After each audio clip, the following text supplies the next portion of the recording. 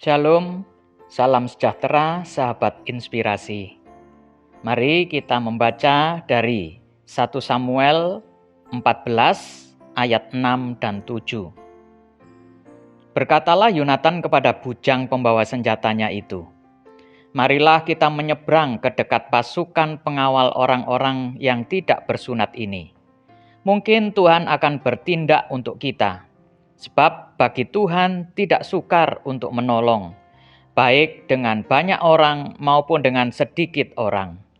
Lalu jawab pembawa senjatanya itu kepadanya, "Lakukanlah niat hatimu itu, sungguh aku sepakat." Untuk mematahkan satu batang lidi tentu sangatlah mudah.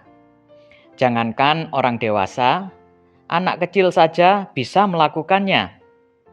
Tetapi bagaimana dengan sapu lidi yang terdiri dari puluhan batang lidi? Apakah mudah dipatahkan? Wah, tentu tidak. Jangankan anak kecil, orang dewasa yang tenaganya lebih besar pun pasti kesulitan mematahkannya. Ya, di dalam kesatuan, di dalam kesepakatan terkandung kekuatan. Kesepakatan. Hal itu terlihat dari Yonatan dan bujang pembawa senjatanya yang bersama-sama menyerbu tentara Filistin. Bujang pembawa senjatanya sepakat dengan perkataan Yonatan bahwa Tuhan sanggup menolong baik dengan banyak orang ataupun dengan sedikit orang. Dan ketika mereka berdua bergerak maju menyerang tentara Filistin, mereka berhasil membunuh sebanyak 20 orang.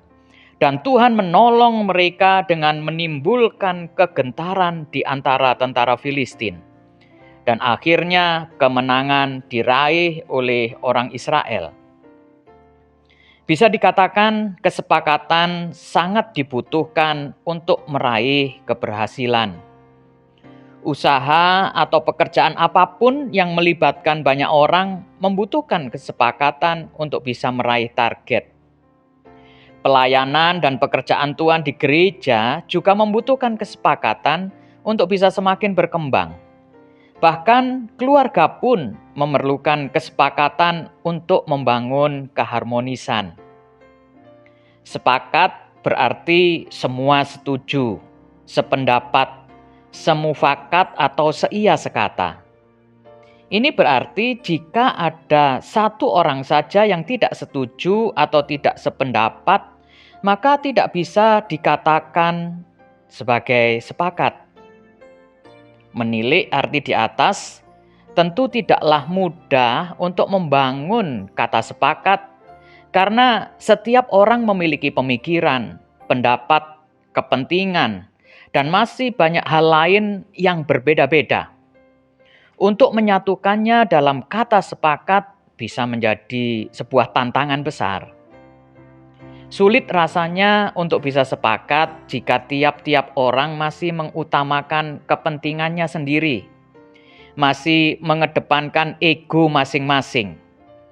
Kadang diperlukan kesediaan untuk mengesampingkan ego pribadi dan tidak memaksakan kepentingan, pemikiran, gagasan sendiri demi mendukung kepentingan bersama yang jauh lebih besar lagi. Selain itu, untuk sepakat, setiap orang harus punya komitmen pada tujuan atau yang biasa disebut sebagai visi.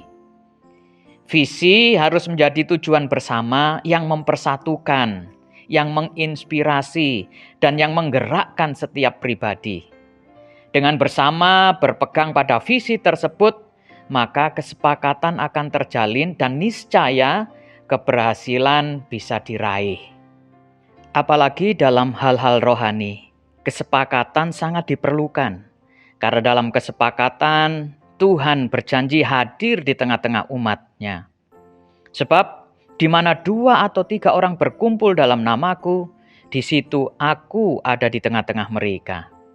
Dan secara iman, kita meyakini bahwa kehadiran dan penyertaan Tuhanlah yang membuat kita kuat, yang membuat kita berhasil.